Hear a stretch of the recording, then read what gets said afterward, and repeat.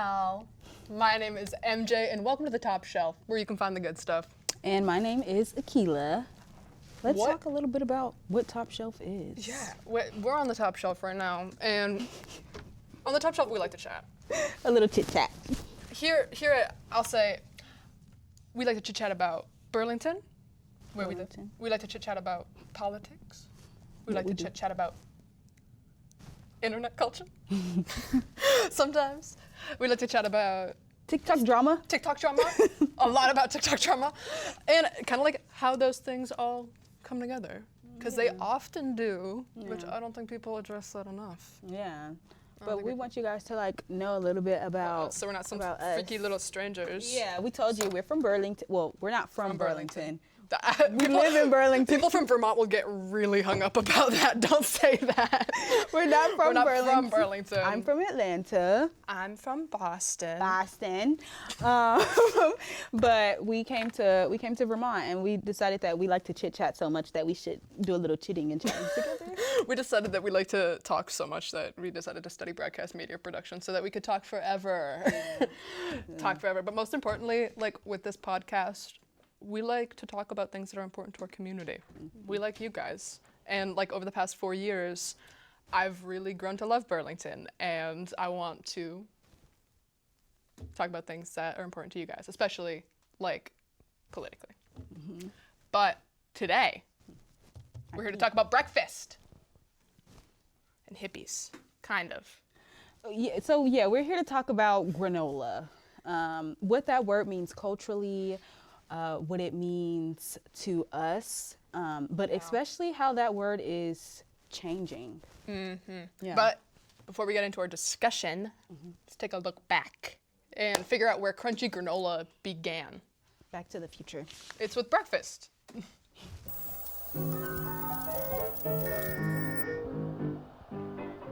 A long time ago, sometime in the 1860s, Dr. James Caleb Jackson invented a glorious and delicious new cereal consisting of graham flour, twice baked, then cut into cute, smaller than bite-sized nuggets. He called it granola.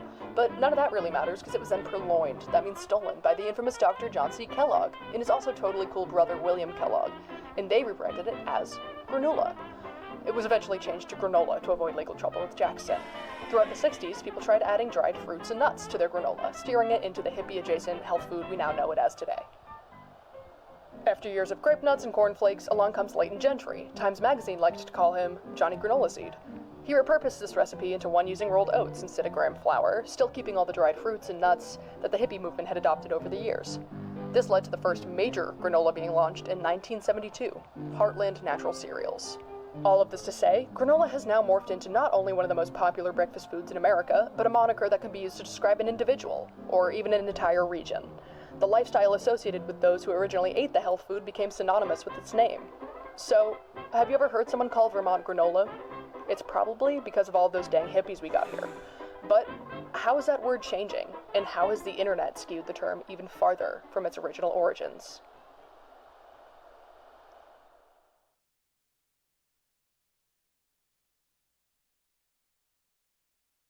Crunchy granola does not just refer to the breakfast food. Yeah, it can also be used to describe people, places, things, an aesthetic, a vibe. Aesthetic and vibe. It's like, I was gonna say, like, what, I think that's kind of where my train of thought started with all of this. With that I was gonna say, let me paint a picture for you. It's mid-2010s. Close my eyes. You're a girl and you have long braided hair with balayage.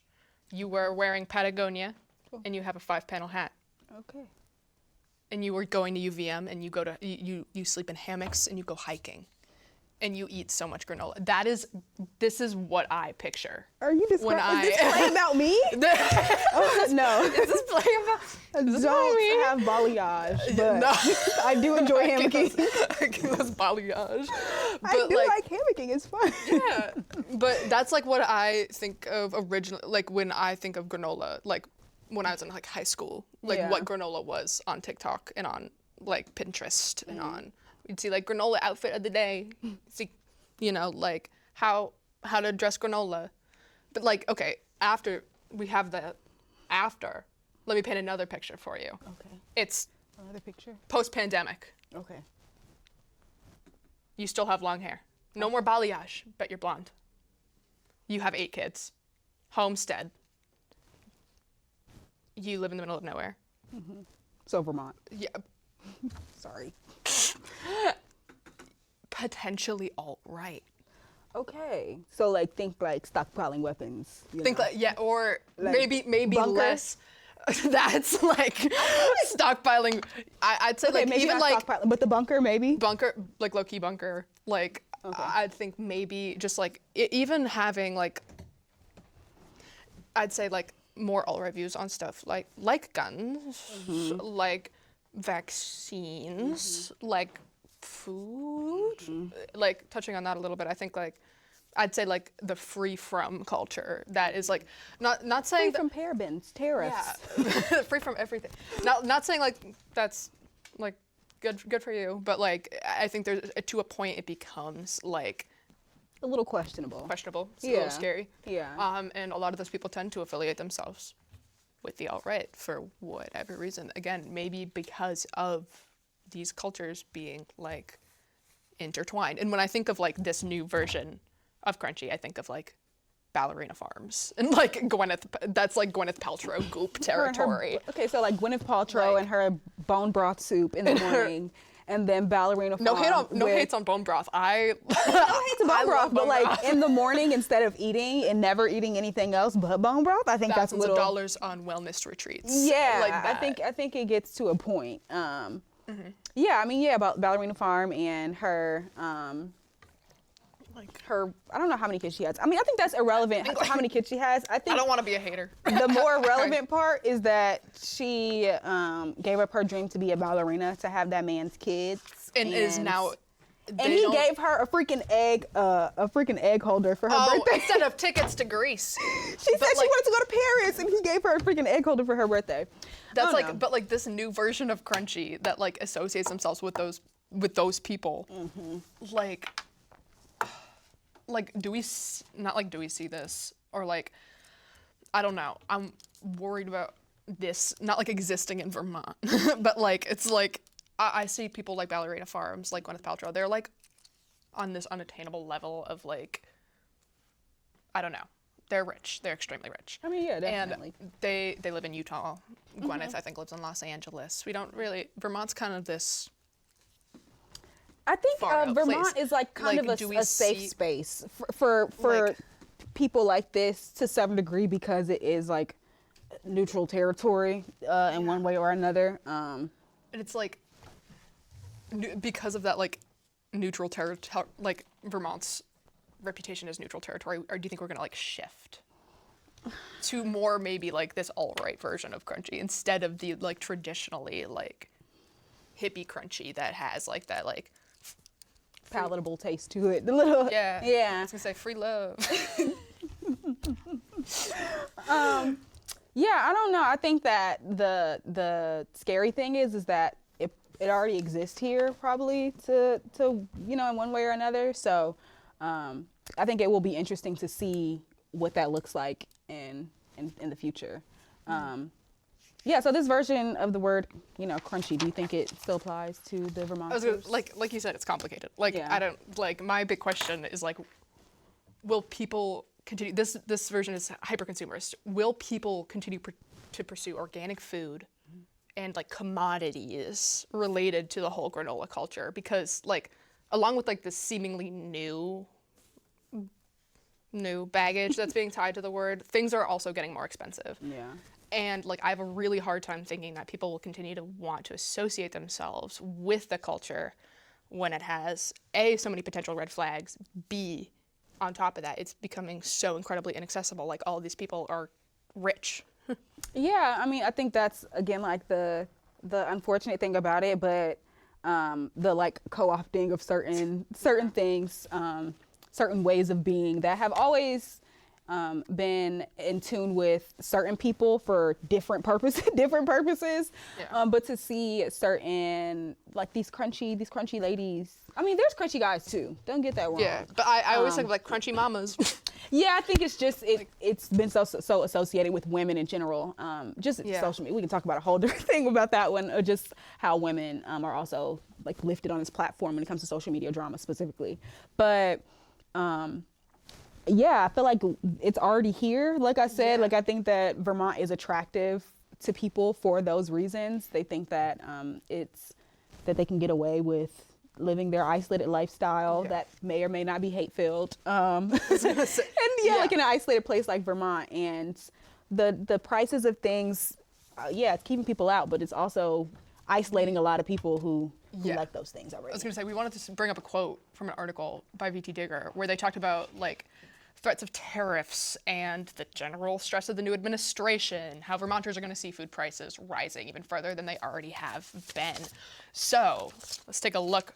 On a small farm in Barrie, Abdullah Niane, the farmer of the family-operated Kelcom farm, quietly worked to set up a third greenhouse. He has planted twice as much garlic this year, unrelated to the election results, than the year before. He may have made the right decision, as crops like garlic could significantly impact food prices for both consumers and retailers across the nation. It's like, I think when you think about like Vermont being impacted, it's just like, I mean, I think that people don't oftentimes like think it'll be at their front door ever, you know? And I think that that is a part of the attraction of the crunchy lifestyle. When you talk about like the ballerina farms, the Gwyneth Paltrows who feel like they're being isolated makes them not impacted by anything. And their wealth sets them apart in that way. And Definitely. That's part of it the does isolation. cushion them. Yeah, Like, exactly. But I think living in a place like Vermont that is isolated as well, to a certain degree, does give people that cushion and that barrier to feel like, oh, well, like, you know, I'm all the way out in Vermont. We have farm to table everywhere. But like, what happens when those farmers they can't farm? I was going to say, these farmers are like busting their butts farming. Booties. And we have these like rich isolationists that are aligning with the alt-right, but also aligning themselves with this like crunchy granola. Like, the influx of like, do you think prices rising?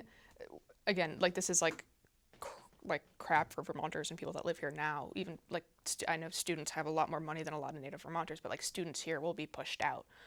And like, will these rich isolationists take over? I mean, I think they already have. I feel like we are like, talking in like not like in like past a past tense. to some degree. Yeah, exactly. Because it's been brutal Vermont is one of the wealthiest years. states in America. So I think that there's definitely already a presence of people who have an access of wealth who would rather be alone and would not want to like participate in the community and things like that. And I don't know if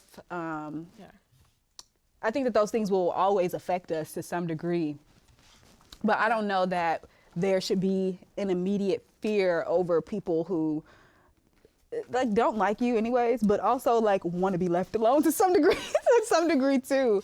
And I think that people that don't want community, you know, like, which is, what are you going to do with those people? I don't know. I just truly find that interesting when these people that don't want community, these isolationists, are coming to Vermont. Like, again, they don't know the culture, they don't know people here, but Vermont is so community based in so many ways.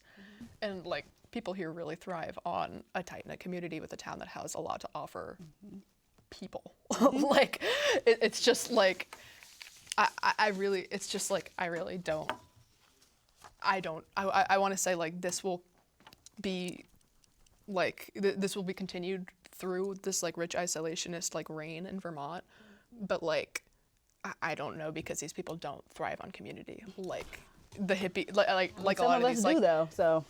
like a lot of these hippies like from Vermont do. And like, okay, keeping all this in mind, like the internet shift of the word, like rising prices, mixed messaging, like coming from both these like rich isolationists, like the people on the internet with like the vibe and the aesthetic. Like, do you think people in Vermont and in general, like not even maybe like outside of Vermont, will still be compelled to be crunchy, like granola? Like what does crunchy even like like we have all these different things. What does crunchy really even mean to us anymore? Like, I think it's Yeah, I think there's layers to it because I think that it means different things to different cultures and different perspectives, you know, in a way too.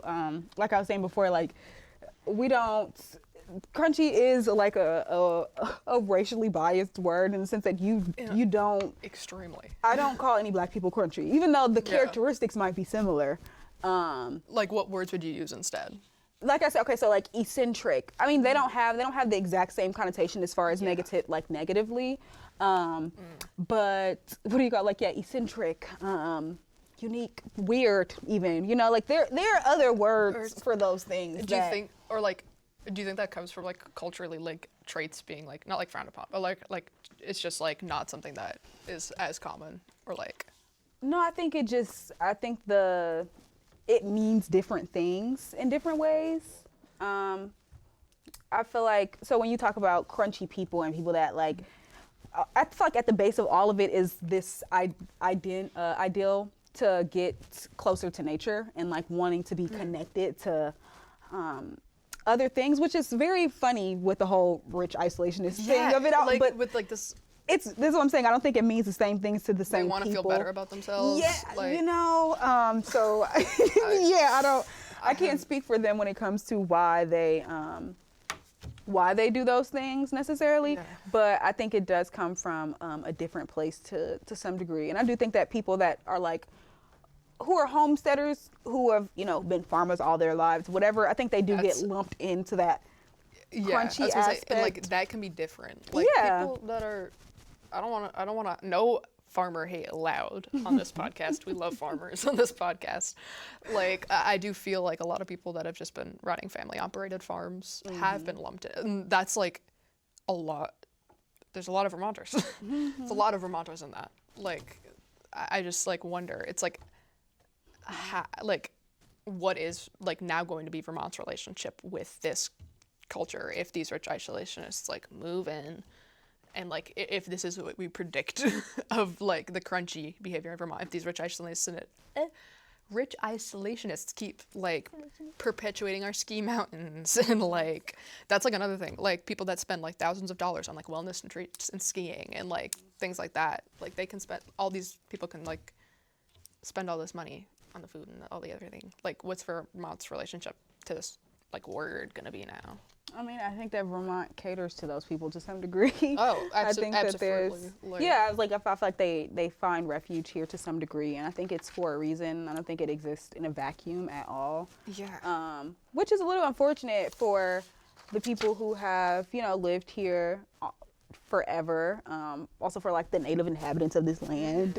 I was gonna like especially for the native inhabitants. Like what does that mean for not even just like these rich homesteaders or whatever, but just all people to come here and like seek refuge in a land and not really like have the same intent when doing so. But I think that we're going to continue to see those types of things in Vermont. I think it's unfortunate, but I think that the people who do love community and the Vermonters who lean into community, who value those things, that they're going to be able to see through those people, and hopefully they won't fall for the okie doke. I hope. Yeah. I like truly, because like you said, like I said before, community is like so integral to a lot of places in Vermont.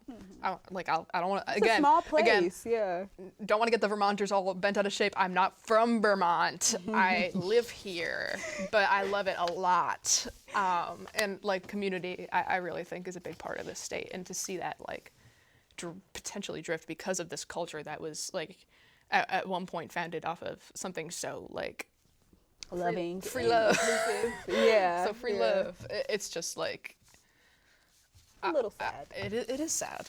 I don't know. I'm sad about it. Yeah. But I think that's all the time we have for today. Yeah, sorry to end on a sad note. Yeah, sorry to end on such a downer. We'll end on free love. How about that? We'll be fine. Vermont will be fine as well. Vermont will be fine. Like, that's, like you said, people will see through those people. Yeah. They will absolutely see through those people. And I think Vermont's community will hopefully stand strong. Yeah. Thank you guys for joining us today. I really appreciate you joining us here for our first chit chat. I wanted to give a very huge thank you to my crew today for putting up with me Thank you, Donovan, our floor director. Thank you, our directors in the booth, Ben and Jeff. Thank you, Rama, for doing all of our cameras. And a very special thank you to Town Meeting TV for hosting us and for putting up with all of our antics and all of our chit chat every time we walk into this studio. We cause a ruckus, and I could not be more grateful for the space that we have. It's been wonderful. And Akila, Yeah. thank you for joining me. I Thank really you, appreciate MJ. it. Bye bye, guys.